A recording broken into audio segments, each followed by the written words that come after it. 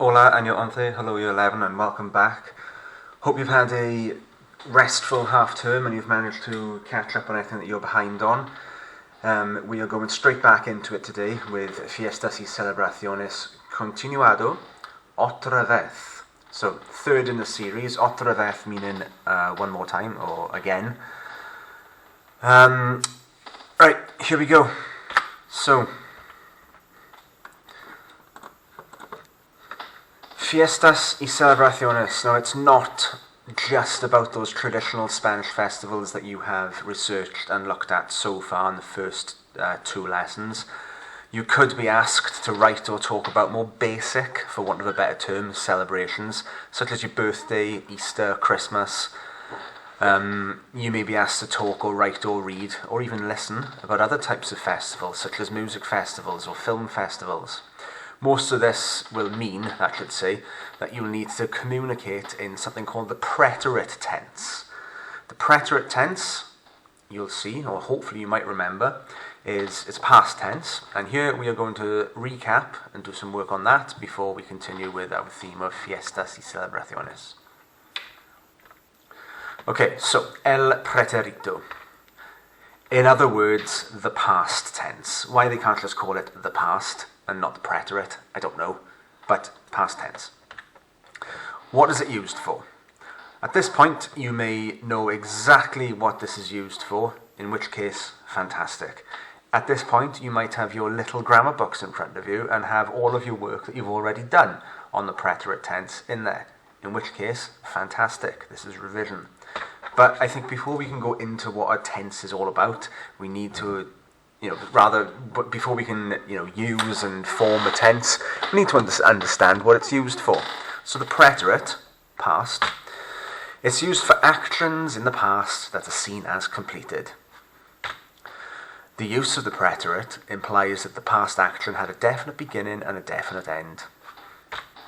It also tells us specifically when an action took place. Now that's a lot to take in, hence this PowerPoint is still on Moodle for you to refer to.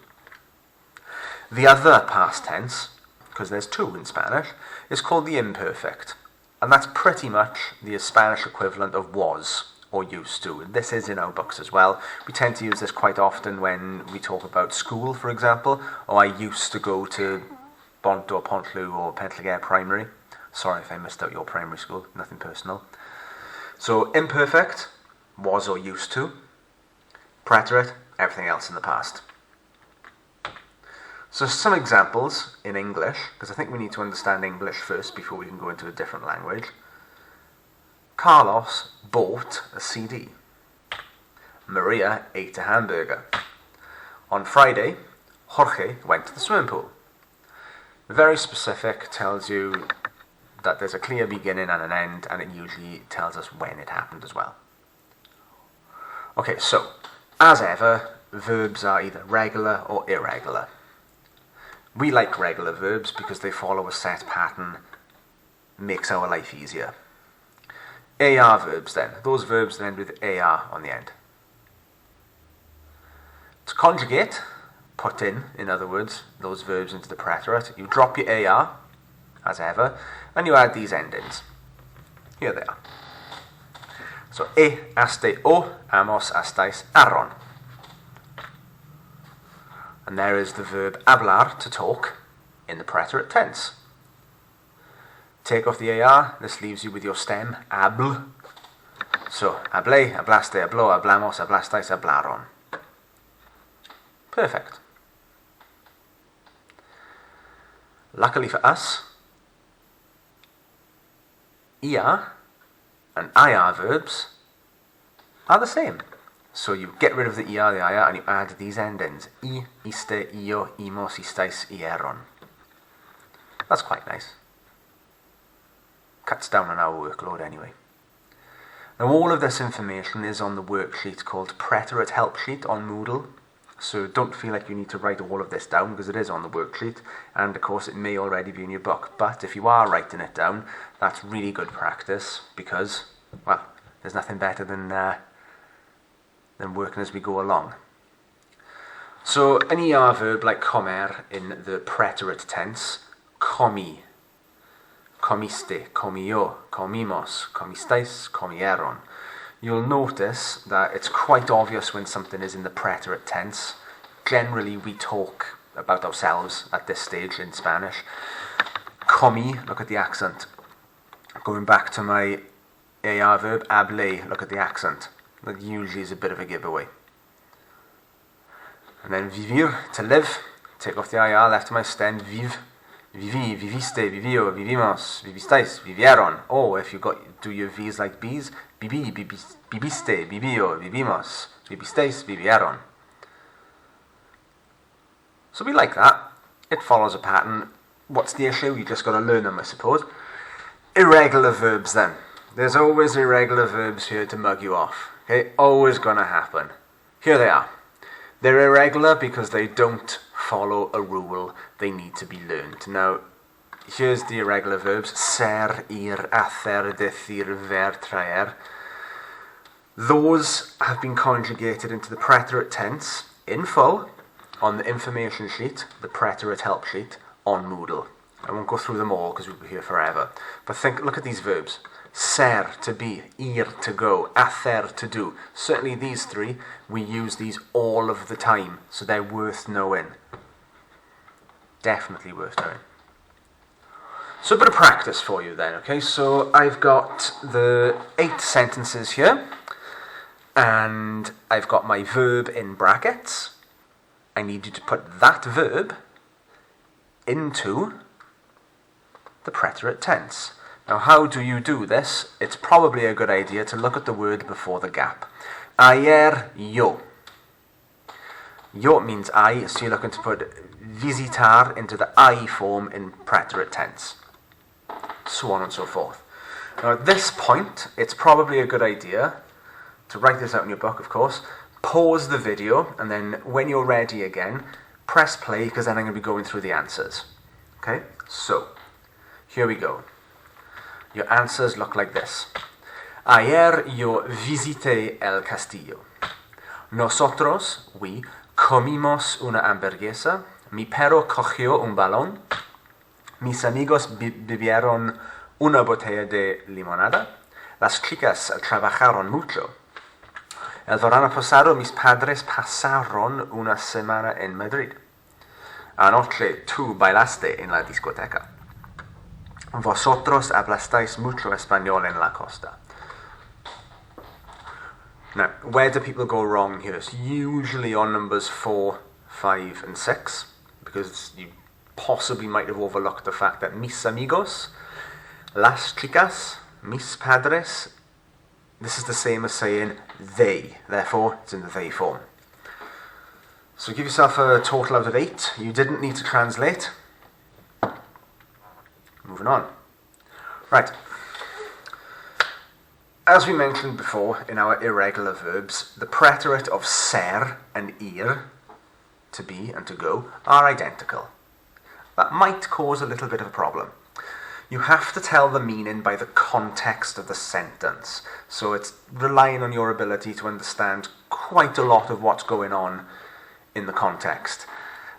These verbs are irregular, they must be learnt by heart. So for this task, for each verb, which is underlined here, look, fue, fueron, fuimos, so on, you need to decide whether it's coming from ser, therefore meaning was or were, or ir, meaning went. And there's a reminder here. So, in my book, you don't need to write all of this out, probably. You can if you want to, it might help you to complete the task. You put la fiesta fue, and then in brackets, do you think that is from ser or ir? Again, at this point, maybe pause the video, because the next thing you see will be the answers. Okay. So la fiesta fue, this is was. Went, were, we went, were, she went, was, you went. Excellent. Again, we haven't asked you to translate, we just need you to figure out which would make sense. So la fiesta fue muy emocionante. The fiesta was very exciting. Fine. La fiesta went? No, it doesn't work. So it must be was. That's what we mean by context. What is this sentence trying to say in English? Therefore, leads you to the right answer. Okay, the final task on the preterite is to consider the difference between the uses of the preterite and the imperfect. Remember that the preterite is past, imperfect is the equivalent of was or used to. Now all we want to do here, and this is quite a tough one because it's in a different context than what we're studying at the moment. This is in the context of the world of work. You need to read the phrases and underline the correct verb. Alright, so should it be preterite or imperfect? Number 1. Every day, llegar is the verb to arrive at 9 for work. El viernes pasado, something, la hora de comer con mis colegas. Last Friday, something, lunchtime with my colleagues. Mi jefe no una persona muy comprensiva en general. My boss, something, was not a very understanding person in general. Now, would you use fue or era? And so on. Again, the next thing you will going to see are the answers to this. So here we go. Llegaba. Pasé. Era. Trabajaba. Me pagaron. Me gustaba. Terminaba. And eran. Tenía. Era. I'd like to point this one out as Europe. Mi compañero era un auténtico burro. Burro is donkey, but this is a slang term here. My colleague was a real idiot.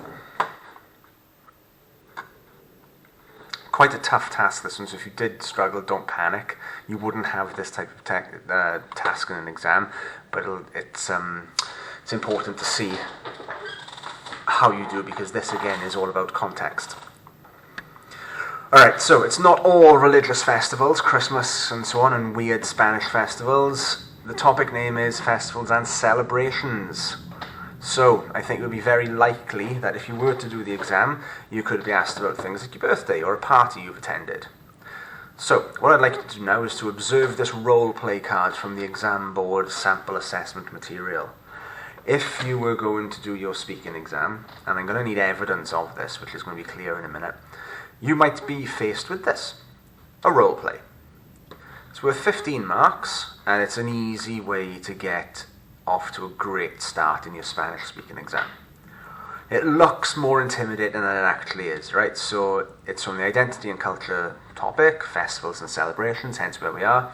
Set the scene, you're talking to your Spanish friend about parties. Your teacher will play the part of your Spanish friend and I speak first. Now obviously I'm going to have a corresponding side to this in normal circumstances, but let's have a look at this first, right?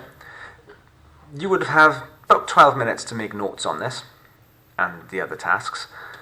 Where do people lose marks? Well, they do not pay attention to the exact wording of each bullet point. Say you will go to a party at the weekend. Think about the tense. What tense should this be?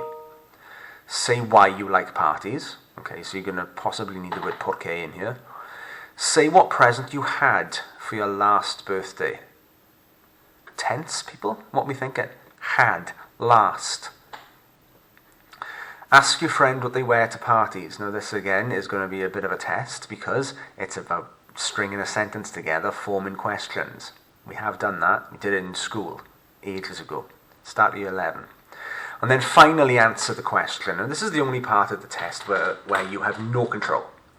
The first 4 bullet points here tell you exactly what to say. It doesn't matter what I say at this point. I could be speaking Chinese for all you care. This tells you what to say until you get to here. This is where you need to listen and respond and understand what I've asked. Because this is a slightly different task, I've had to edit for online learning. The question's this. ¿Qué prefieres comer en una fiesta? I'm not going to translate that for you. Hopefully you can understand it. Why? Because I need you to record your answers. and send them to me so I can hear you speaking. Now already I can almost hear from afar you going, oh. Yes, it's awkward. Yes, it's annoying. It's going to take you about 2 minutes. You record your answers for this simple reason. You record on your phone, you connect the phone to the computer, you attach the file to an email, and you send it to me here. I need this evidence. I need to build up evidence of you speaking to give you your grades, because it's now centre-assessed grades for year 11, as you know. So, show me what you can do. Top tip with this, less is more. As long as each of your answers has a verb in it, you are going to get 3 marks per statement. So keep it simple, don't go nuts, record and send. Okay, so the next task after that is escuchar. Now, I'm going to have to read this one to you. We have to improvise, and it's asking you, escucha a los 4 amigos hablando de las fiestas. Listen to the 4 friends talking about fiestas. Expresan ideas positivas, with a P, negativas, with an N, or positivas y negativas, P and N. So listen to each of my statements and write down, do you think this person is speaking positively, negatively, or a little bit of both? I will read each statement twice, then I will reveal the transcript and then the answer. So, you do not need to understand every single thing that I say. You are looking for key words. Number 1. No entiendo por qué a la gente le gusta el peligro de correr con los toros. Me parece tonto. No hay seguridad para los participantes y los animales sufren. You are going to have that again. No entiendo por qué a la gente le gusta el peligro de correr con los toros. Me parece tonto. No hay seguridad para los participantes y los animales sufren. So hopefully you have got an answer for that. If in doubt, you could always guess. There should be 1 or 2 words there which lead you to the right answer. If not, there's the transcript. It's easier to read than it is to listen. Okay, número 2, number 2. Cuando vi los desfiles de moros y cristianos, pensé que era un espectáculo precioso.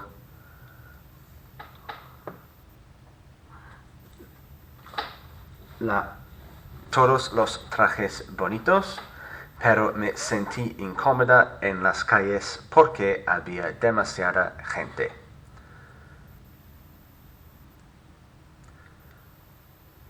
Again. Cuando vi los desfiles de moros y cristianos, pensé que era un espectáculo precioso.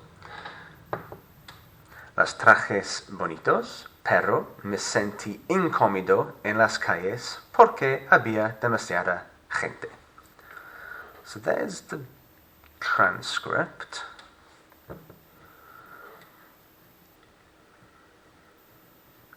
Número 3. Is that positive, negative, or both?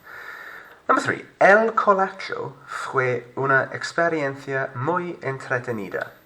Todo el mundo lo pasó muy bien. Y había un ambiente muy agradable. Lo encontré muy interesante y pienso que es una fiesta absolutamente única. Remember, you're just looking for those keywords. El colacho fue una experiencia muy entretenida. Todo el mundo lo pasó muy bien y había un ambiente muy agradable. Lo encontré muy interesante y pienso que es una fiesta absolutamente única. And 4. I've obviously messed up my my presentation here, but never mind. El año pasado fui a ver las Torres Humanas en Tarragona. Es una fiesta fascinante y el proceso de formar la torre fue impresionante. Nos divertimos mucho ese día. One more time. El año pasado fui a ver las Torres Humanas en Tarragona. Es una fiesta fascinante y el proceso de forma la torre fue impresionante. Nos divertimos mucho este día. So you've listened, you might have read. Answers should be... It's obviously not going. Number 1. Negative. I don't understand why people like the danger of running with the bulls. It seems stupid to me. There's no security for the participants and I believe the animals suffer. Number 2. That's a little bit of both, negative and positive. When I see the Christian and Moorish costumes, I think it's an amazing event with all the nice suits, but I felt uncomfortable in the streets because there's too many people. So it's an excellent show, but they're uncomfortable because of all the people. Number 3, El Collateral. Google this, it's mad. This festival, it's crazy. You'll see if you Google it. Fue una experiencia muy entretenida. This is a positive because they say that it's very entertaining, everybody enjoyed it, and there's a lovely atmosphere. I found it very interesting, and I think it's a really unique festival. Long story short, a guy in some town in Spain dresses up as a devil, and all the newborn babies are laid out on the floor, and the devil jumps over them. It's meant to be for good luck. Number 4. Last year I went to see the Human Towers in Tarragona. It's a fascinating festival and the process of forming the tower was very impressive. We really enjoyed this day, so that is a big positive as well. Well done if you got all those marks. Moving on to escribir. So, I'd like you, for your final task, I believe it's your final task, isn't it? To write me an email about your visit to a festival. One of the ones that you have researched in your last few lessons. Include the following details. A donde fuiste, where you went. Que hiciste, what you did. Como fue, how it was. Si te gustó y por qué, if you liked it and why. And underneath we have lots of sentence starters. Here we are in the preterite tense. Reasoning and so on and so forth. Basic, 50 words for foundation, 100 words for higher. If you would like feedback, either send a picture of your work on Hub, or you can upload all of your work from today onto Moodle, and I will mark that as well. Muchas gracias. I will be on Teams, of course, for the entirety of our double lesson. Adios.